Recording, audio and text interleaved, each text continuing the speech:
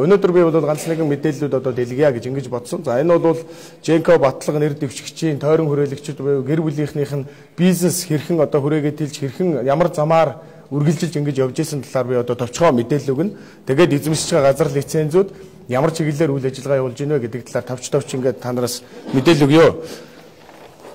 За Алтмаагийн Батлага гэж нэр дэвшигчийн маань одоо төрсөн их чинь эхээс бол гуруулаад тэгээд төрсөн их чинь бол Цэнд Баяр гэж гол одоо бизнесийг нь одоо авч явдаг ийм одоо хүн байгаа. За үүний нөхөр Боломжомц. Түүний одоо гол үйл хөдлөх хөрөнгүүдийг одоо эзэмшдэг юм байж байна. За энэ хоёрын маань охин бол Зол Жаргал байна. За Зол Жаргал маань бол нэлээд цөөхөн бизнест нь оролцдог боловч Зол Жаргалын маань нөхөр Савагдорж бол үндсэн бас гол бизнесүүдийг нь бол удирдах явдаг ийм одоо байдалтай. За энэ хэдийн маань бол за Цэнд Баяр Батулга гэж энэ хоёр эгч дүүгийн гол бизнесийн түнш буюу хамтарч бизнесийг нь эхлүүлдэг дандаа эхлэлийг нь бол бий болгож суурийн тавьж идэг хүн маань бол энэ ч ард Батцөх гэдэг энэ хүн байна. За энэ бүлэглэл дунд үндсэндээ бол бизнесүүд өрнөж байгаа. За цэлэн надад тэр юу гэгч. За энэ хэд дээр маань бол за юу гэнэ? Компани нэрсэн. За энэ компани энэ хүмүүсийн удирддаг одоо оролцоотой хамтарсан болоод одоо тусдаа ингэж удирдах явдаг нийтдээ 43 компани байгаа. За энийг бол одоо чиглэлээр нь ингээ анзаараад харах юм бол ямар байдгүй гэвэл өөрийнх нь удирдах исэн сайд байсан цаг хугацаатай давхцаад яг тэр чиглэлийн компаниуд бол тухайн он жилүүдэд бол нэлээд энэ хамаарал бүхий нөхдүүд нь бол байгуулж исэн ийм одоо бол жишээнүүд одоо та нар детальчлаад харах юм бол энэ бол нээлттэй байдаг мэдээлэл. Энэ улсын бүртгэлээс та нар бол ерөнхийдөө ямар байгууллага бизнесийн компани байна вэ? Ямар хүн удирддаг вэ гэдгийг бол та нар олж болох мэдээлэл байгаа. Энэ 43 компани байна. За энэ компаниуд дээр одоо ашиглагдж байгаа лицензүүд байна. Ойролцоогоор энэ ашиглалтын болоод одоо хайгуулын энэ лицензүүд бол Монгол улсын хэмжээнд энэ хүмүүсийн оролцоотой энэ удирдах байгаа компанид нь 39 ширхэг байна. 39 ширхэг энэ ашиглалтын юм болоо хайгуулын энэ лицензүүд бол үндсэндээ нийтдээ гаагаар хэмжээд үзэх юм бол 240 мянган га ийм талбайг хамарсан юм хайгуулын лиценз байгаамаа. Тэгсэн хэрнээ нийгэм олон нийтэд бол тайлбарлахдаа за төрийн өмчөнд бол энэ байгалийн баялаг байх хэвээр, газар бол байх хэвээр, одоо энэ уул уурхай байх хэвээр, би гарах юм бол одоо энэ уул уурхайг бол уцаагаад төрийн өмчөд авнаа гэж ингэж ярьдаг. Яг тэр ярьж байгаа хийж байгаа үйлдэлүүд нь бол энэ ч зөрүүтэй байна гэж ингэж хэлэх гээд байгаа. За энэ бол нэлээ ерөнхий мэдээлэл байна. Тэгвэл бол энэ бодиттой бас мэдээллүүд үйл хөдлөх нийтдээ 49 ийм объектууд бол нэлээдгүй том хэмжээний энэ одоо хүмүүсийн нэр нэршилдээр бол байна.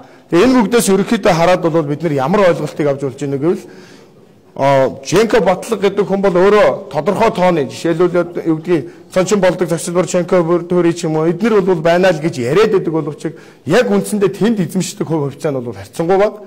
Яг бид нар тийм сайн төдийлөн мэдэхгүй боловч асар их хэмжээ хөрөнгөтэй энэ одоо компаниуд нь бол ингээд үйл ажиллагаагаа явуулаад өргөжинд хилээ байж байгаамаа. За би энэ дээр та нарт юу харуулахыг хүссэн бэ гэвэл нийтдээ энэ 39 лиценз маань хаана одоо байрлаад байна вэ гэж.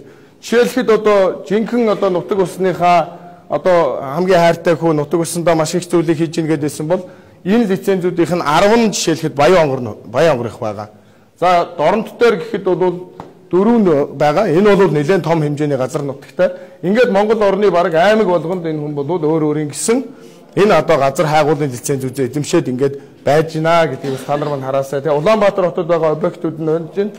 Жишээлбэл хамгийн их нь бол Баянзүрхэд байна. Сүүлийн мэдээллээр бол энэ өөрт байгаа энэ ихэвчлэн Боломжомц гэдэг хүн дээр байгаа энэ одоо үйл хөдлөх хөрөнгүүдийн тодорхой хувийг зарсан, борлуулсан, хүн амтанд бэлгэлсэн гэсэн ийм бол бас мэдээлэл байна. Тэгээд энэ бүгдээс ингээд дүгнэхэд одоо энэ удаагийн ерөнхийлөгчийн сонгуульд нэр дэвшиж байгаа энэ олон мянган сонгогчдын саналыг авах гэж байгаа энэ үйл явдал аль болох бодлого ярихыг сааруулсан.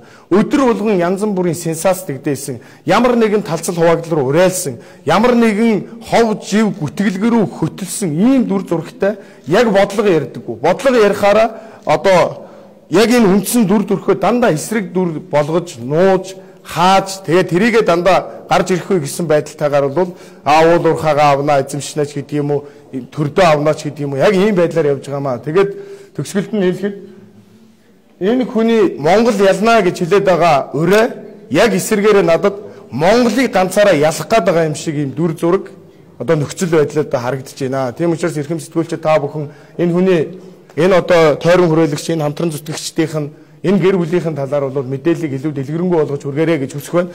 Хэрвээ би өнөөдөр бол зөвхөн Цэнд Баяр гэж төрсэн эгчтэй хамааралтай бөгөөд түүний хүргэн, охин, нөхөртэй хамааралтай мэдээллүүдийг би хүргэж байгаамаа.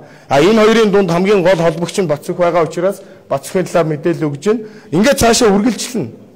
Жэнко Батулга гэдэг хүний тойрдог, хүрээлдэг, хамаатан садан түншүүдгээд бүр энэ төр витгийл хүрэгнийх нь эгч дүүнэр гэдээ хүртэл үргэлжилж байгаа. Өнөөдөр би энэтэй холбоотой нэлээд дэлгэрэнгүй яг компани болгоноор нь тус тусад нь хэдэн хонд байгуулж исэн, яаж исэн гэдэг талаар нь тусгай одоо бас нэвтрүүлэг бэлдсэн байгаа. Энэ монтаж юмнууд нь гараад энэ хэвлэлийн баг хурлаас хоошоо та нарт бас нэлээд дэлгэрэнгүй мэдээлэлүүд хүрч эхэлнэ гэж одоо хэлэхэд болохоор байна.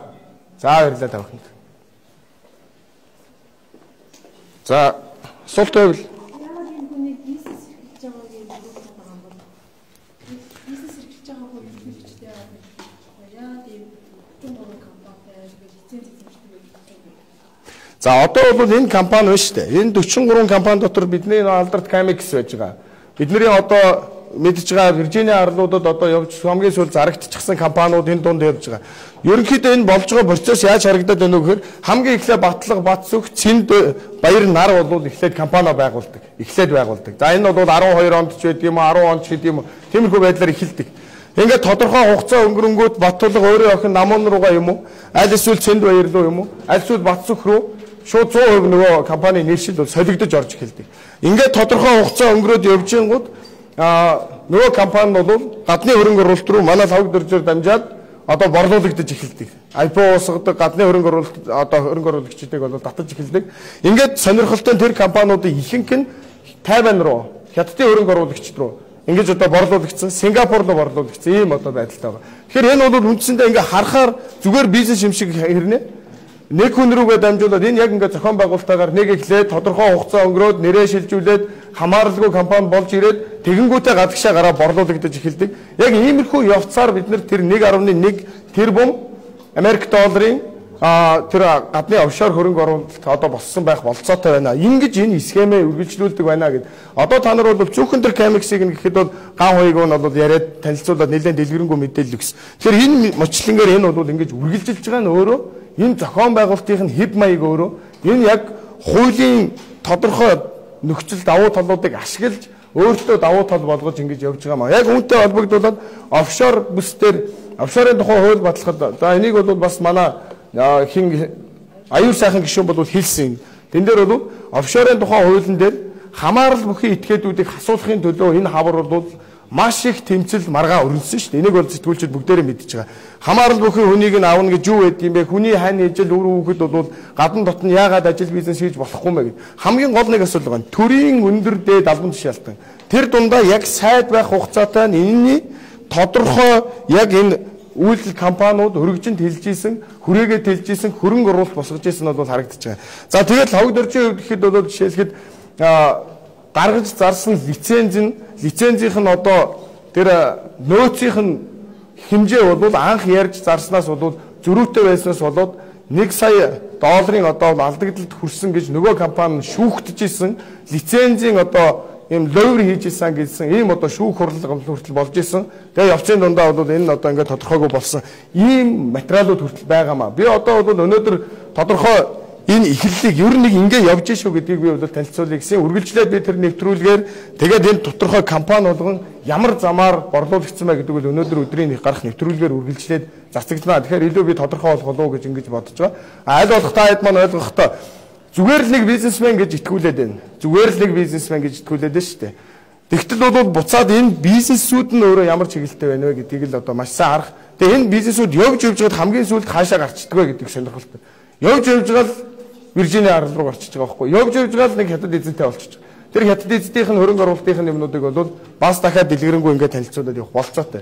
Тэр энэ хүний талаар ярихад бол маш өргөн мэдээлэл болох учраас би бол ерөнхийд нь энэ нэг эхлэлийг бол бүгдээрээ эхлээд нэг ойлголтоо авах гэдэг утгаар би эхнийх нь хийж байгаа. Ингээд үргэлжлээд би бол дараагийн мэдээллийг бол гаргаж илэрхийлж тавина. Энэ мэдээллүүд бол баттай. Та нар маань бол энэ мэдээллийг бас үргэлжлүүлээд одоо бас судалж хаймаар байна. Яг гэвэл бидний ажлын аппарат баг бол харьцангуй цөөн байна. Тийм учраас хүмүүс маань мэдээлэл зөвлөх, боловсруулах гэж маш их цаг орж байна. Эргээд бас тандаасаа хүсэхэд Батулга гэж нэр дэвшигч магадгүй шууд өөртөө биш өөрийнх нь хамаарал бүхий хүмүүс үгүй юм аа гэдгээ нотлох хэрэгтэй.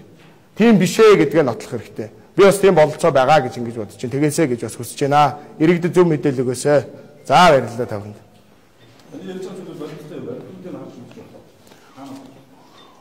За компаниудын эрсдэл эзэмшигчдийнх нь одоо удирдах байгаа компанийн захирлуудын хөрөнгө хувьцааг нь бол улсын бүртгэлийн ерөнхий газраас авч болно. Энэ нээлттэй. Лицензийг бол бидний одоо хэн нэгний маань одоо хамтарч ажилладаг ямар ч лицензийн эрхтэй компани өөрийнхөө эрхийнхээ дагуу нэвтрээд кадастрын зураг дээрээс нь ямар газрыг хэн эзэмшээд явж байна вэ гэдгийг хайгуулсан болоод энийг нь энэ компаниудтай нь уялдаж байгааг нь гаргаад ирэхэд энэ тоо гараад ирнэ. Тэгэхээр энэ бол үндсэндээ та нар ч гэсэн олох болцоотой мэдээлэл байгаа. За баярлалаа.